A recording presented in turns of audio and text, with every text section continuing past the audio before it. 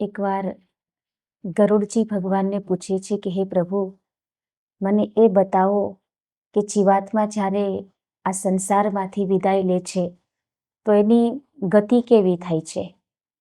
ત્યારે ભગવાન ખૂબ જ સુંદર રીતે ગરુડજીને સમજાવે છે કે હે ગરુડજી, આ સંસારની અંદર જીવાત્માની ગતિ કર્મ અનુસાર થાય છે. આમ તો ગરુડ પુરાણમાં લખ્યું છે કે મૃત્યુ લોકથી યમલોક 86,000 યોજન દૂર બતાવવામાં આવ્યું છે, પણ હર જીવની ગતિ કર્મ અનુસાર થાય છે.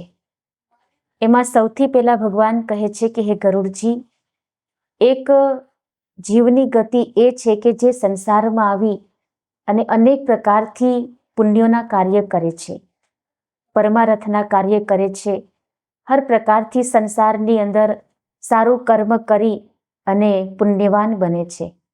એવું જે પુણ્યશાળી જીવાત્મા હોય છે એને લેવા માટે ભગવાનના દૂત આવે છે. સુખેથી એને સ્વર્ગની અંદર લઈ જવામાં આવે છે અને અનેક પ્રકારથી સ્વર્ગની અંદર સુખ ભોગવે છે. ત્યારબાદ ભગવાન કહે છે કે હે ગરુડજી, એક જીવ એ છે કે જે સંસારમાં આવી અને હર પ્રકારથી અનેક ન કરવાના કાર્યો કરે છે, ન ખાવાના ભોગ પદાર્થોને ખાય છે અને અનેક પ્રકારની કહેવાય છે કે જે સંસારની અંદર ન કરવાના કર્મો કરે છે, કેવલ પાપ કર્મ કરે છે. જેના જીવનની અંદર ન સત્સંગમાં રુચિ છે, ન ધર્મમાં રુચિ છે, ન ઈશ્વરની ભક્તિ સાધનામાં રુચિ છે અને કેવલ જગતના ભૌતિક કાર્યોની અંદર, સંસારના કાર્યોની અંદર જેના જીવનને પૂરું કરે છે. યાની કે જીવનમાં જેણે કોઈ સારું કર્મ નથી કર્યું, એવો જે પાપી જીવાત્મા હોય છે એને લેવા માટે યમના દૂતો આવે છે, જંજીરોથી બાંધી અને ઢસડતા અને મારતા યમલોકની અંદર લઈ જવામાં આવે છે અને એના કર્મ અનુસાર અનેક નરકોની અંદર નાખવામાં આવે છે અને એ નરકોની અંદર એને પીડા આપવામાં આવે છે. યાની કે સ્વર્ગ અને નર્ક જેની વાત આપણે સાંભળીએ છીએ, હંમેશા જેવા વ્યક્તિના કર્મ હોય એવી એની ગતિ થાય છે. પરંતુ આગળ જતા પહેલા આપણે એ સમજવું જરૂરી છે કે સ્વર્ગ અને નર્ક આ બંને શું છે. તો સ્વર્ગની અંદર કેવલ સુખ છે અને નર્કની અંદર કેવલ દુઃખ છે.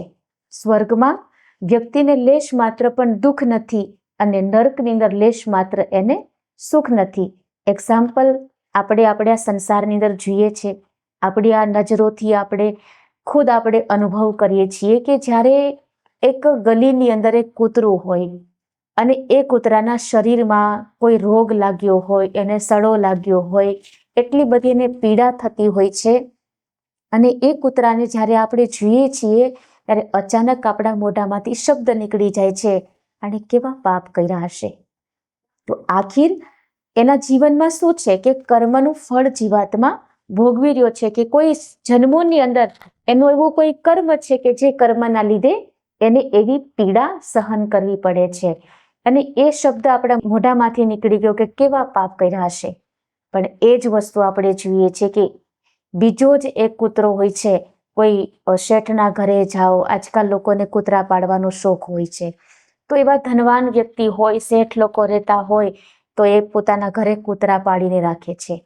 ઘણી જગ્યાએ આપણે એ પણ જોયું છે કે એક કૂતરા માટે સ્પેશિયલ એક રૂમ બનાવવામાં આવે છે.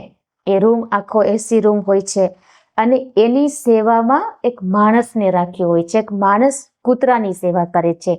ટાઈમ ટુ ટાઈમ એને રોજ બિસ્કિટ ખવડાવવાના, દૂધ પીવડાવવાનું, એના માટે નાવાનો સાબુ, શેમ્પુ અલગથી આવી જાય અને એનો માલિક જ્યારે ઘરેથી બહાર નીકળે છે ત્યારે એને ગાડીમાં બેસાડીને ફરવા માટે પણ લઈ જાય છે. અને આવા જ્યારે કૂતરાને તમે જુઓ છો ત્યારે સ્વાભાવિક તમારા મોઢામાંથી અવાજ નીકળી જશે કે આણે કેવા પુણ્ય કર્યા હશે. બંને કૂતરા જ છે, પણ એકના જીવનમાં દુઃખ છે અને એકના જીવનમાં સુખ છે. તો આ બંને વસ્તુ શું છે તો કે જેના જીવનમાં લેશ માત્ર દુઃખ નથી ને એના માટે સ્વર્ગ છે. સ્વર્ગ જેવું સુખ એ જીવ ભોગવી રહ્યો છે એના કર્મ અનુસાર કે એને જીવનમાં જે કાંઈ પુણ્ય કર્મો કર્યા છે તો એના ફળ સ્વરૂપે એને જીવનમાં એનું ફળ મળી રહ્યું છે, યાની કે લેશ માત્ર દુઃખ નથી. જ્યારે કે બીજો કૂતરો જેના શરીરમાં સડો લાગ્યો છે, કીડા પડ્યા છે, જેને જોવા માટે કોઈ તૈયાર નથી હોતું, એના પર કોઈને દયા પણ નથી આવતી, બસ ઠીક સજનો એ જીવ છે કોઈ કર્મ અનુસાર એના કર્મને ભોગવી રહ્યો છે, અને આપણે કહીએ છીએ કે આણે કેવા પાપ કર્યા હશે. યાની કે કર્મનો જે હિસાબ છે ને એ સ્વર્ગ અને નર્ક છે. પરંતુ સ્વર્ગમાં જીવ ક્યાં સુધી રહી શકે છે? તો કે જ્યાં સુધી પુણ્યની કમાણી છે, ત્યાં કોઈ બીજું કર્મ વ્યક્તિ કરી શકતો નથી. કેવલ પોતાના કર્મનો જે હિસાબ છે એ ત્યાં ચૂકતે થાય છે. કર્મનું ફળ જીવાત્મા ભોગવે છે. જેવી રીતે વ્યક્તિ બહાર ફરવા માટે જાય તો હંમેશા પર્સની અંદર 5,000, 10,000, 25,000 લઈને જશે. જ્યાં સુધી એના પર્સમાં 5, 25, 10,000 છે ત્યાં સુધી મોજ કરે છે. પરંતુ જેવું જ એના પર્સમાં પૈસા પૂરા થશે તો વ્યક્તિ હતો ત્યાં ને ત્યાં પાછો આવી જાય. એવી જ રીતે સ્વર્ગમાં વ્યક્તિ ત્યાં સુધી રહી શકે કે જ્યાં સુધી એના પુણ્યનું બેલેન્સ છે, પુણ્યની કમાણી છે, અને એ પુણ્યનું બેલેન્સ પૂરું થતાની સાથે જ જીવ ફરી પાછો મૃત્યુલોકની અંદર આવે છે.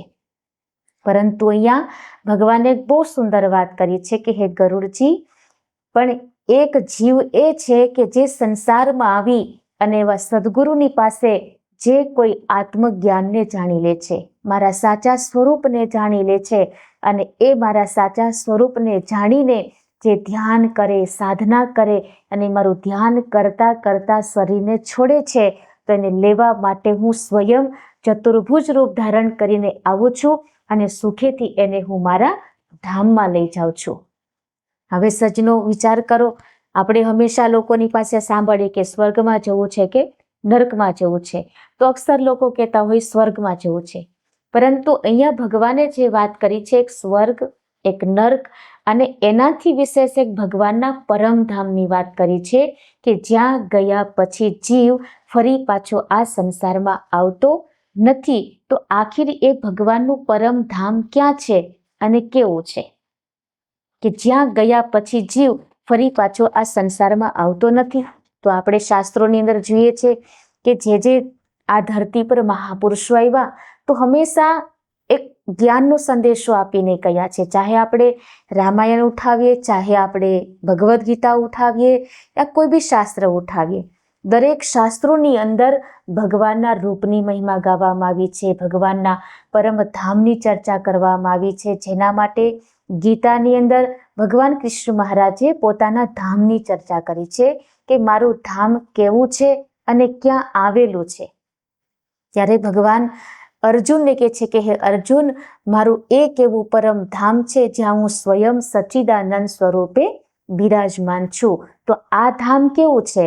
જેના માટે ભગવાન કહે છે કે હે અર્જુન, ન તદ ભાસ્યતે સૂર્યો ન શશાંકો ન પાવક યત ગત્વા ન નિર્વંતંતે તદ્ધામ પરમ મમ. હે અર્જુન, મારું એક એવું પરમ ધામ છે જ્યાં હું રહું છું. અને એ ધામ કેવું છે? તો કે જ્યાં સૂર્ય, ચંદ્ર, અગ્નિ કે વીજળીનો પ્રકાશ પહોંચી શકતો નથી, જ્યાં મારા સ્વયંનો પ્રકાશ છે, જ્યાં હું સચ્ચિદાનંદ સ્વરૂપે બિરાજમાન છું, એવું મારું પરમધામ આવેલું છે. યાની કે જ્યાં લેશ માત્ર અંધકાર નથી, એવું ભગવાનનું પરમધામ છે જ્યાં ઈશ્વર બિરાજમાન છે. અહીંયા ગીતામાં ભગવાને આ વાત કરી. આ અક્ષરધામ કેવું છે? તો કે હજારો સૂર્ય, હજારો ચંદ્ર પ્રકાશિત થઈ જાય છતાં પણ એ પ્રકાશની બરાબરી કરી શકતા નથી, એવું મારું અક્ષરધામ આવેલું છે. આ જ વસ્તુ આપણે જોઈએ છીએ રામચરિત માનસની અંદર. તુલસીદાસજીએ ભગવાનના પરમ પ્રકાશની વાત કરી છે, ભગવાનના રૂપની મહિમા ગાવામાં આવી છે કે એ ભગવાનનું સ્વરૂપ કેવું છે, એ ભગવાનનો પરમ પ્રકાશ કેવો છે, જે તેજોમય, જે જ્યોતિ સ્વરૂપે ઈશ્વર દરેકની અંદર વિદ્યમાન છે, તો એ પ્રકાશ કેવો છે? ત્યારે તુલસીદાસજી પણ વર્ણન કરે છે કે પરમ પ્રકાશ રૂપ દિન રાતી નહીં ચાહીએ કछु દિયા ઘૃત બાતી. એવો એક અખંડ પ્રકાશ છે, જે પ્રકાશને પ્રગટાવવા માટે ત્યાં ઘીની જરૂર નથી, ત્યાં વાટની જરૂર નથી, કે નથી ત્યાં માચીસની જરૂર. અખંડ જ્યોતિ આપણા દરેકની અંદર ઝળહળી રહી છે. એવો ભગવાનનો પરમ પ્રકાશ છે. એવા જ્યોતિર્મય સ્વરૂપે ઈશ્વર દરેકની અંદર વિદ્યમાન છે. અને એના માટે તુલસીદાસ શીખે છે, સહજ પ્રકાશ રૂપ ભગવાના, નહીં તહા પુની બી જ્ઞાન બિહાના. તુલસીદાસજી કહે છે કે સહજ પ્રકાશ રૂપ ભગવાના, નહીં તહા પુની વિજ્ઞાન બિહાના, કે ભગવાનનું જે સ્વરૂપ છે એ સહજ છે, સચ્ચિદાનંદ સ્વરૂપે બિરાજમાન છે. અને એ ઈશ્વરીય સ્વરૂપ સુધી પહોંચવા માટે શેની જરૂર પડે છે, એ ધામ સુધી જીવાત્મા કેવી રીતે પહોંચી શકે છે, એવા દરેક શાસ્ત્રોની અંદર જે ભગવાનના ધામની મહિમા ગાવામાં આવી છે. તો આખીર એ પરમધામ ક્યાં આવ્યું છે, એનું એડ્રેસ શું છે, વ્યક્તિ ત્યાં કેવી રીતે પહોંચી શકે છે. જેવી રીતે આપણે કોઈ બી જગ્યાએ જવું હોય તો હંમેશા પહેલા એડ્રેસની જરૂર પડે છે. તો અહીંયા ઈશ્વરના ધામ માટે વાત કરી છે. ભગવાન કહે છે કે જે મારા ધામમાં પહોંચી જાય એ ફરી પાછો સંસારમાં આવી શકતો નથી. તો આ જે ધામ છે ને એને જીવતા જાણવું પડશે. મર્યા પછી વ્યક્તિ ત્યાં પહોંચી શકતો નથી. એટલા માટે ગંગા સતી પાનબાઈને સમજાવે છે કે હે પાનબાઈ, મર્યા પછી જે ઘરે જાવું એને જીવતા જાણી લેવાનું, કે વ્યક્તિએ મૃત્યુ બાદ જ્યાં જવાનું છે ને એ જે સાચું ઠેકાણું છે એને જીવતા જાણવાનું છે. તો જીવતા કોણ બતાવે, તો કે એવા કોઈ જ્ઞાની સદગુરુ મળી જાય તો જીવતા જ વ્યક્તિને પોતાના અંતર જગતની અંદર એ પરમાત્મા સુધી પહોંચવાનું જે સાધન છે, જે માર્ગ છે, જે ધામ છે, એનું આપણને જ્ઞાન કરાવે છે કે આખીર એવું કયું સ્થાન છે કે જ્યાં ઈશ્વર બિરાજમાન છે. એવું ધામ આપણી અંદર ક્યાં આવેલું છે, તો સજ્જનો એ ઈશ્વરનું જે ધામ છે એ ધામ ક્યાંય બહારની ચર્ચા કરવામાં આવી નથી.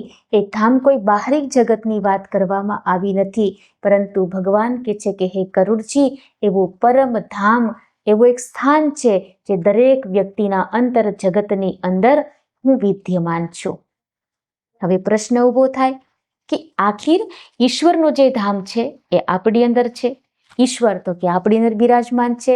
તો વાસ્તવમાં આ શરીરની અંદર એવું કયું સ્થાન છે જ્યાં ઈશ્વર બિરાજમાન છે? હર વ્યક્તિનું રહેવાનું એક સ્થાન હોય છે. કોઈ પણ વ્યક્તિ મળે, પૂછીએ છીએ આપણે, તમે ક્યાં રહ્યો છો? તો બોલે અમદાવાદ, કોઈ કહે છે રાજકોટ. હવે રાજકોટ તો આટલું મોટું છે, પણ તમારું મેઇન એડ્રેસ શું છે, કયું સ્થાન છે? અને એમ આપણું આ શરીર છે. હવે આ શરીરની અંદર ઈશ્વર બિરાજમાન છે, તો આ શરીરમાં ઈશ્વર ક્યાં રહે છે? આ શરીરમાં જે ભગવાને માનવ શરીરની રચના કરી છે એમાં હર એક અંગનું મહત્વ બતાવવામાં આવ્યું છે. બોલે આંખનું સ્થાન છે, નાકનું સ્થાન છે, કાનનું સ્થાન છે, મગજનું સ્થાન છે, હૃદયનું સ્થાન છે, કિડનીનું સ્થાન છે, હર અંગનું સ્થાન છે. એવી જ રીતે ઈશ્વર આ શરીરમાં રહે છે, તો એનું રહેવાનું સ્થાન કયું છે કે જ્યાં વ્યક્તિ ધ્યાન લગાવવાથી, પોતાના મનને લગાવવાથી ઈશ્વરનો અનુભવ કરી શકે છે. એવું સ્થાન ક્યાં છે? તો કીધું છે કે ગૌલોકના મધ્યમાં નાસિકાનો અગ્ર ભાગ, બે ભ્રવરની વચ્ચે મારું અક્ષરધામ આવેલું છે.